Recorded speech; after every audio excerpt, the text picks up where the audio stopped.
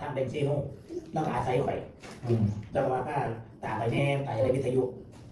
รถพี่รถน้องรถแม่แม่ข่อยเอาไปใส่ผมก็เติมเต็มถังวัดรถนะผมมีดอกกลับมาเนี่ยโอ้ยน้ำมันรถแห่งทั้งแห่งผมมีทางข่อยป้าตาไปข่อยบริวารเติมมาในผมในเรื่องนี้บ่อยไม่ต้องไปซื้อยังไงหรือเปล่า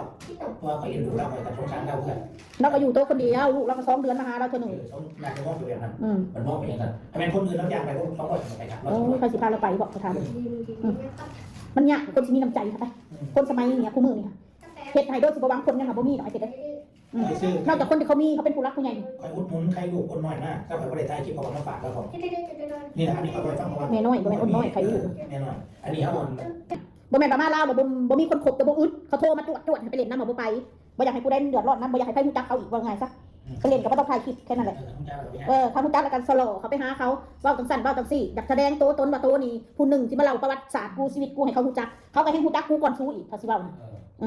บ่ได้อึดญาติพี่น้องกูหมู่พวกกูน่ะมีแต่ผู้หังกูรวยกูเขาบ่สนใจหรอกจะไปวุ่นวายกับเขากูบ่รวยกูบ่อยากไปมันบ่คือหมู่ถ้าไปแล้วก็เห็นหมู่รวยก็เขาก็บ่ว่าเขาดีใจนำแหละแต่เขาก็ยันหมู่รังเกียจว่าซั่นๆแต่เขาก็บ่รังเกียจเขาซั่นไปโทรมาให้ไปเล่นน้ำเขาจวดอยู่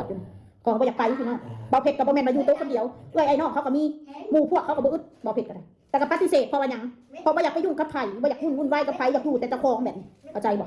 มีกินยังก็กินไปมีมาม่ากินมาม่าคือซุเจ้าเห็นแต่บ่มีก็คือบ่กินกินข้าวละลาได้ก็กินเขามีลูกแต่คะแนนลูกได้กินแต่ละมื้อนั่นก็พอแล้วคอยกระเบาเป็ดนะมีเงินก็คอยเก็บคอยหาไปคือ FC แบบคือบ่หางานเฮ็ดคือบ่หางานทำมันเว้าได้แต่มันสิไปมันเฮ็ดยากไผมันสิบ่อยากได้งานในการ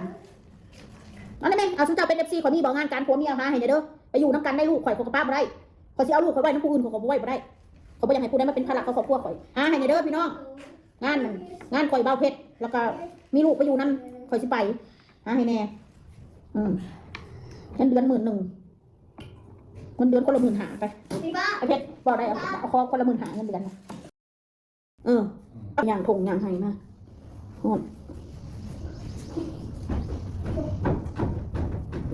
อย่าโดดเตียงหันอย่าโดดเบิ่งกันนะแม่สิตีกันนะลงมาเดี๋ยวนี้เบิ่งลงมามีคนฝากบอกมาว่าอย่าไปยืมเงินตาเด้อว่าสั่นพญาเพชรอย่าไปยืมเงินตาเด้อ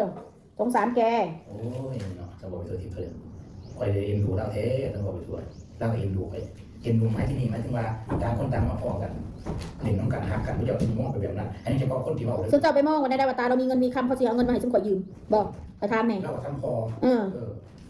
แล้วลำพังลูกเราเดือน1-2 เดือนมาหาเราเท่านึงเงินเล็กหน่อยลูกเอามาให้2-3,000 บาทที่กระโตเราไปซื้อข้าวซื้อน้ำซื้อเนื้ออยากเนื้อกินเราคาห้องคาหอเราเราก็ให้กันลำบากสุข่อยมากสุข่อยนี่ยังสุข่อยกับแบ่งเรากินมันเกิดสุข่อยซื้อข้าวต้มขนมมากกว่าแบ่งเรากินไปคิดน่าได้ว่าสุข่อยจะไปยืมเงินเราอ่ะเราสิบ่ให้มีมูเลยเนาะไปมากสิบ่ให้มีมูเลยได้ฝากบอกเลยเด้อฝากบอกขึ้นใส่คนที่มันเบ้านะถ้าแม่นกูสิยืมมึงบ่สิมาใส่ให้กูโอ้เป็นตัวทิพย์กูสิยืมเงินใครแต่มึงบ่มาใส่ให้กูเอาไปเอามาโดนก้าวไกลเป็นตัวทิพย์มันก้าวไกลชีวิตพวกกูเกินไปเหรอได้สูนี่น้องพี่น้องพวกเป็นตัวทิพย์อันนี้เฉพาะคนที่บอกเลยบ่ต้องมาฝากบอกหรอกบ่ได้ปัญญาอ่อนเพราะนั้นเพราะสิอยากมารับฟังคนเฮาคู่มือนั้นปากกาตีนถีบกันทั้งนั้นสิไม่ยืมกันไหนอะไรยืมกับกูล่ะไปหายืมหมู่เขาปล่อยเงินกู้เงินดอกกูแล้วเนาะกูเขาปล่อยให้ยืมกูล่ะต้องยืมบ่มีต้นใส่ดอกไปเห็นอะไรมึงก็ได้กูบอกให้ลูกมากูบอกเนี่ยค่ะวะเอาว่าต่อแล้ว